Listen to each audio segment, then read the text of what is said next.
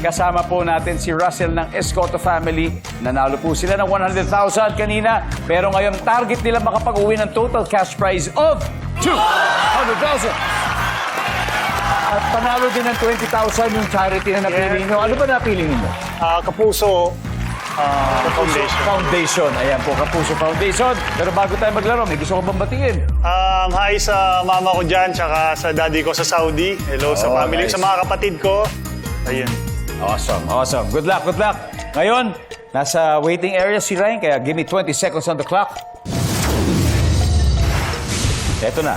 Sa inyong bahay, name something na ginagamit na pang-measure o panukat. Go. Measure tape, Kahit masakit ang ulo mo, tatapusin mo pa rin ang blank mo.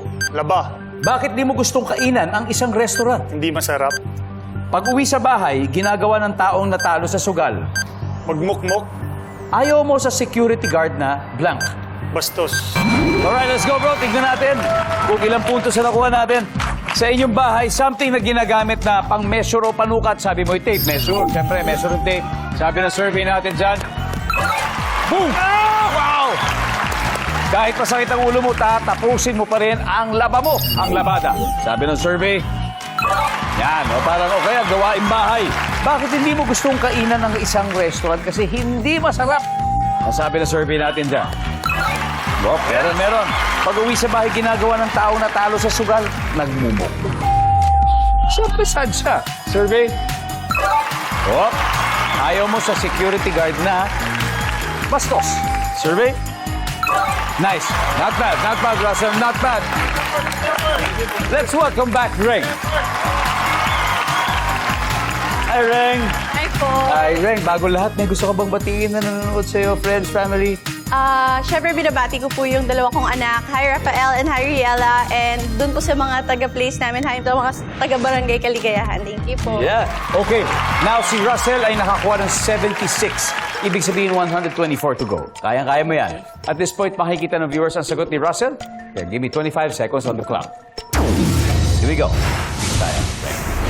Sa inyong bahay, name something na ginagamit na pang-measure o panukat. Go. Tape measure. Bukod sa tape measure. Metro. Ruler.